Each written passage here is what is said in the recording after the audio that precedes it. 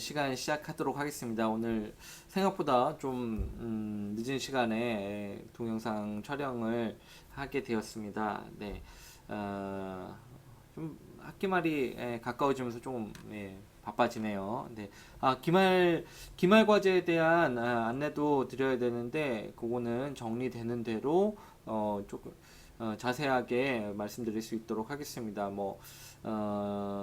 동영상 촬영을 할 수도 있고, 기말 과제는 중요하니까요. 우리는 시험은 아니고요, 과제물 형식으로 제가 받을 텐데, 그렇기 때문에 약간 변동이 있을 수도 있을 것 같습니다. 그리고, 뭐라 그럴까요? 좀 제한된 시간 안에 과제물을 작성할 수 있는 하도록 제가 약간 조치를 취할 예정입니다. 아무튼 우리는 대면 시험은 없고요.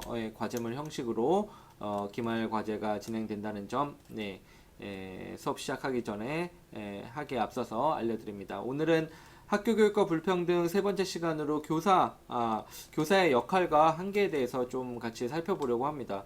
우리가 이제 선생님이 될 학생들이 굉장히 많은 것으로 알고 있는데, 학교에서 선생님의 존재는 굉장히 중요하죠. 중요하고, 좋은 선생님이 계시면 공부 잘하는 애들은 더 잘하게 되고, 공부 못하는 아이들도 어떤 학교 생활에 좀 적응하고, 좀 더 학교에서 하는 어떤 공부뿐만 아니라 어떤 갖가지 활동에 대해서도 좀 더 마음을 붙이고, 좀 그 학교에서 가르치는 교육 활동에 대해서 잘 따라갈 수 있도록 하는 경우들을 우리가 마주하게 되면 선생님의 존재는 굉장히 중요한 것 같습니다. 저 같은 경우도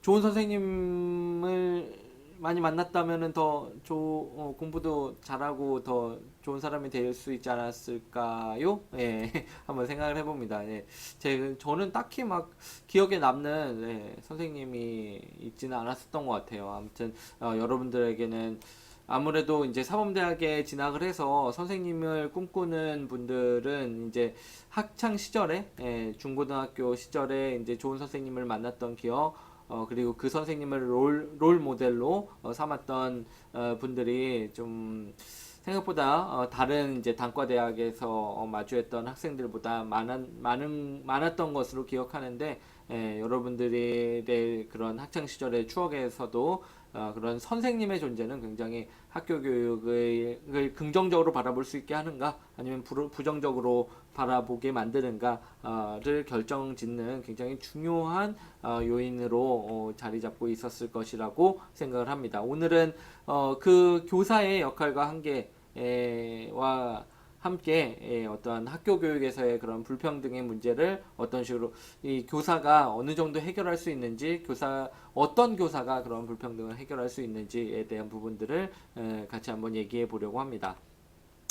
오늘의 수업 구성은 이렇게 되어 있습니다. 지난 시간에는 학교 선택권에 대해서 얘기를 해봤죠. 학교 효과와 그 학교 간의 그 격차를 전제로 한 학교 선택권에 대해서 얘기를 해봤는데, 그것의 학교 선택권에 대한 어떤 리뷰와 함께 학교 효과와 학교 교육의 효과의 차이를 한번 구분을 못 해봤잖아요. 그 구분을 하는 구분을 하는 것을 같이 한번 살펴보고, 학교 효과와 교사, 결국 학교가 얼마나 학생들에게 좋은 교육을 그리고 양질의 교육을 제공하느냐를 이제 학교 효과의 개념으로 생각을 해본다면, 학교가 얼마만큼 학생들을 긍정적으로 변화시키느냐, 그 교육을 통해서 변화시키는 데 있어서 학교가 얼마만큼 영향력이 있느냐를 이제 학교 효과라고 우리가 정의할 수 있다면,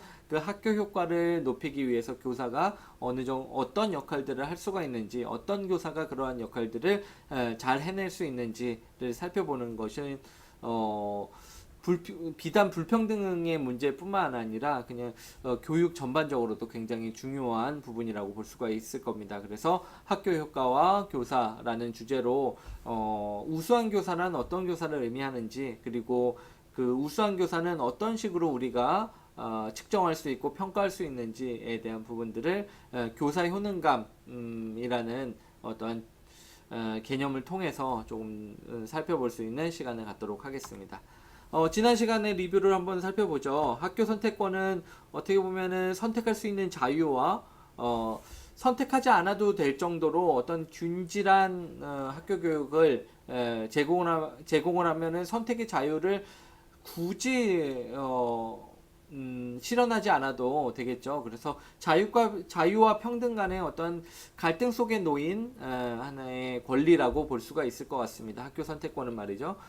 그래서 학교 선택권이라는 개념 자체는 제가 앞서 얘기했듯이 학교 간의 격차를 인정하고 용인하는 논리가 좀 전제되어 있다라는 점, 그리고 좋은 학교가 있는가 하면 좀 덜 좋은 학교 혹은 나쁜 학교가 존재할 수밖에 없다라는 어떤 현실적인 논리를 담고 있을 가능성이 굉장히 높습니다.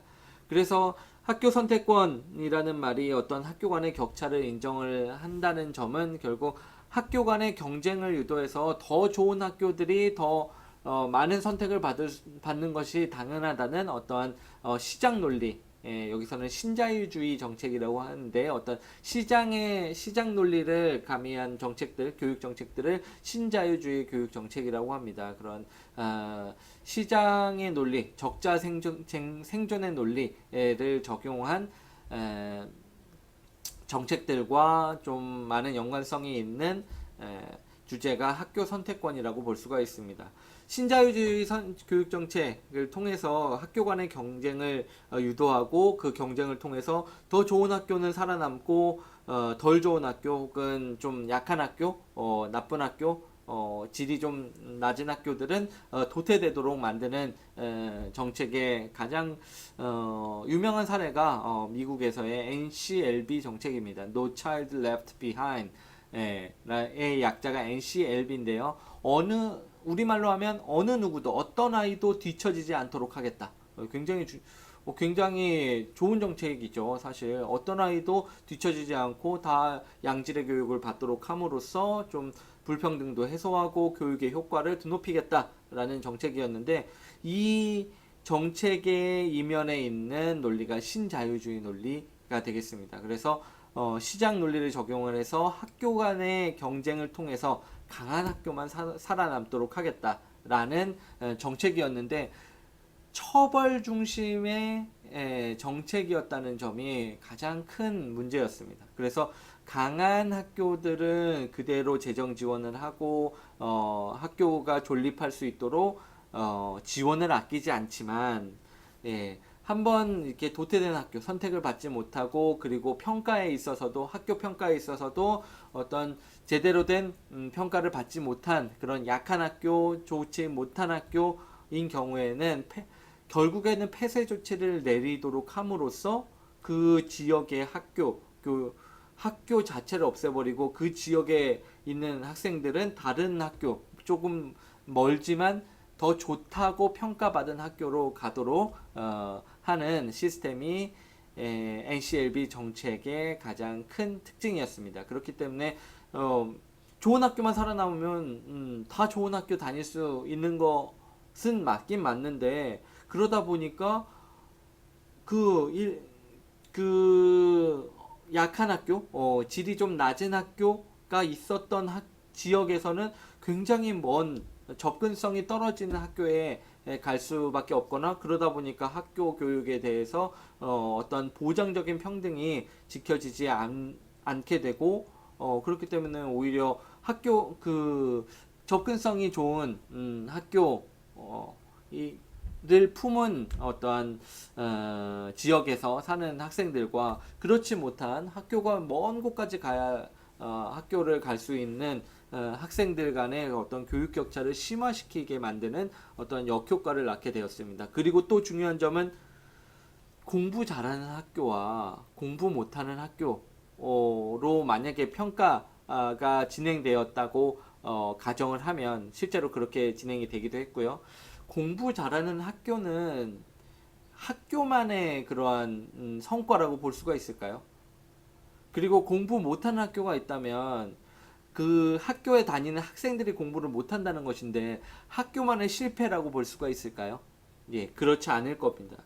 그 학교의 성과일 수도 있지만 우리가 콜맨 리포트에서 확인을 했듯이 그 누가 공부를 잘하고 못하고는 사실 가정 환경의 영향력이 굉장히 크다고 볼 수가 있습니다. 그러다 보니까 부유한 지역의 학교는 당연히 학교 평균의 어떤 학업 성취도가 높을 가능성이 있고 높을 가능성이 굉장히 높고 그렇기 때문에 좋은 학교로 포장될 수 있는 가능성이 굉장히 높았던 반면에 열악한 가정 환경, 좀 빈곤한 지역의 학교는 공부 못하는 학교로 낙인이 찍혀버리는 그러한 학교 간의 학교의 어떤 노력으로 노력여하에 달라지는 것이 아니라 어떤 지역에 위치하느냐가 굉장히 중요함에도 불구하고 그러한 가정 환경의 그런 격차를 제대로 고려하지 못한 채로 시장 논리를 적용을 해서 학교 간의 경쟁을 시켜서 결국은 실패한 교육 정책으로 남아 있는 사례가 바로 NCLB 정책이 되겠습니다. 그렇기 때문에 어떤 학교 선택의 논리를 강조를 하다 보니까 그 격차, 어떠한 이미 존재하는 불평등에 대해서 고려하는 것을 간과한 실패한 교육 정책으로 NCLB 정책을 여러분들이 생각을 하시면 되겠습니다. 참고로 제가 유튜브 동영상도 하나 올려놨는데 아쉽게도 이게 한글 자막은 없어요. 그러나 영어 자막을 켜고 보시면 굉장히 부정적인 뉘앙스의 그러한 단어들이 많이 나온다라는 점을 여러분들이 한번 확인을 해보실 수 있을 겁니다. 결국 학교 선택권의 어떠한 학교 선택권을 요구하는 사람들의 면면을 보면 선택을 할 수 있는 어떠한 여유가 되는 사람들의 가능성이 굉장히 높아요. 실제로 우리 나라에서도 어떤 특목고나 자사고의 존립을 굉장히 찬성하는 사람들의 모습들을 보면 저소득층이나 우리가 차상위 계층이라고 하죠. 약간 하위 계층에 위치한 학부모들보다는 중산층 이상의 학부모들이 학교 선택권을 요구하는 경우가 굉장히 요구하는 경우가 굉장히 많습니다. 그렇기 때문에 학교 선택권이 그 자체로는 굉장히 긍정적인 측면이 분명히 있는 개념이긴 하지만 불평등의 심화와 굉장히 심화라는 부정적인 결과를 낳을 가능성이 굉장히 높다는 점을 우리가 잊지 말아야 될 겁니다. 저번 시간에 영어 문장으로 설명을 드렸지만 한글 문장으로 다시 한번 우리가 마음속에 새겨야 될 부분은 누구나 선택을 할 수는 있어요. 그러나 누구나 좋은 선택을 할 수는 없다라는 점, 그것이 현실이라는 점을 생각을 해보면 선택을 할 수 있도록 만드는 것보다 선택하지 않아도 누구나 좋은 학교에 다닐 수 있도록 조금 부족한 약간 성취도가 떨어지는 학교들의 전반적인 성취도를 이렇게 올려줄 수 있는 그러한 어떤 처벌 중심의 정책보다는 지원 중심의 정책이 교육 정책으로는 더 옳지 않나 하는 생각을 가지게 하는 단어가 바로 학교 선택권이라는 단어가 아닐까 싶습니다. 네.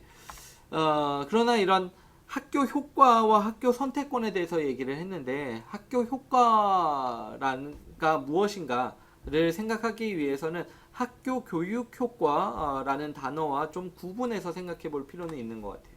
두 질문의 차이는 두 개념의 차이는 여기에서 오는 것 같습니다. 어떤 학교에 다닐지 말지 학교 선택권의 경우에는 학교 간의 격차에 대한 얘기입니다. 더 양질의 학교가 더 높은 성취도를 보일 수 있다는 것이죠. 그래서 더 좋은 학교란 어떤 학교인가 라는 데 있어서 집중하는 개념이 바로 학교 선택권이자 학교 효과라는 개념입니다. 스쿨 이펙트라는 거죠.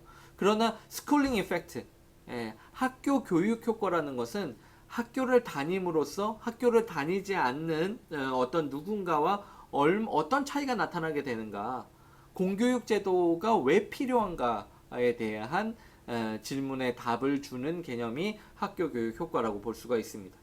학교 효과는 이제 다시 또 학교 교육 효과 말고 학교 효과 자체는 더 좋은 학교, 더 높은 성취도를 어떻게 가져올 수 있도록 할 것인가, 학교가 어떻게 변해야 하는가라는 부분에 대해서 관심을 불러일으켰고, 학교 교육 효과는 공교육 제도가 왜 필요한가, 교육에 대한 기회를 학교를 통해서 보장하는 이러한 공교육 제도가 우리 사회에 왜 필요한가에 대해서 어떠한 답을 제시해주는 개념이라고 볼 수가 있습니다. 즉 학교 간의 격차가 있다라는 것, 학교 효과가 있다라는 것과는 관계없이 평등의 가치를 구현하는 데 있어서 학교 교육이 얼마나 중요한가를 살펴보는 개념이라고 볼 수가 있겠습니다. 즉 학교 교육의 효과의 검증은 다양한 방식으로 우리가 검증을 해볼 수 있을 텐데 가장 손쉽게 그리고 우리가 이해하기 쉽게 생각해 볼 수 있는 부분은 방학 기간 동안의 학습 결손이 계층 간에 어떻게 차이가 나게 되는가에 대한 부분을 통해서 학교 교육이 평등의 구현, 모두에게 사회 이동의 기회를 교육을 통해서 준다는 점에서 공교육 제도가 왜 그렇게 중요한가를 생각해 볼 수 있도록 하는 하나의 어떠한 연구 모형이라고 생각을 해볼 수가 있겠습니다. 여기서 보듯이 Summer Learning Loss라고 하는데 학교에 다니는 기간 동안에는 어쨌든 정규 교육 과정을 모든 학생들이 듣게 됩니다. 그 정해진 시간 동안에는 말이죠. 방과 후에는 사교육을 받던지 방과 후 학교에 참여를 하던지 아니면 집에서 예습 복습을 하던지 아니면 집에서 TV를 보면서 놀던지 컴퓨터 게임을 하던지 어쨌든 그러한 차이를 보이게 되겠지만 일정 시간 동안에는 똑같은 교육 과정을 밟게 된다는 것이죠. K는 kindergarten 유치원이고 first, second, third, fourth 모두 초등학교 1학년부터 4학년까지의 아이들을 계층별로 이렇게 구분을 해서 학교에 다니는 기간과 다니지 않는 기간, 다니는 기간과 다니지 않는 기간의 어떠한 학업 성취도 변화를 이렇게 추적 조사를 해봤어요. 그랬더니 중산층에 속하는 애들은 학교를 다니는 기간이나 다니지 않는 기간이나 다니는 기간이나 다니지 않는 기간이나 꾸준하게 average reading achievement거든요.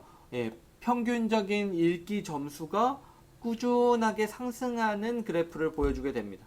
그러나 저소득층, 하위 계층에 속하는 아이들의 그러한 읽기 점수의 변화를 보면 학교를 다니는 기간은 어느 정도 상승을 하지만 다니지 않는 기간은 오히려 하락하고 다니는 기간은 조금 더 상승하다가 다니지 않는 기간에는 또 까먹고 하는 상승과 하락을 반복하는 그래프를 보여주게 됩니다.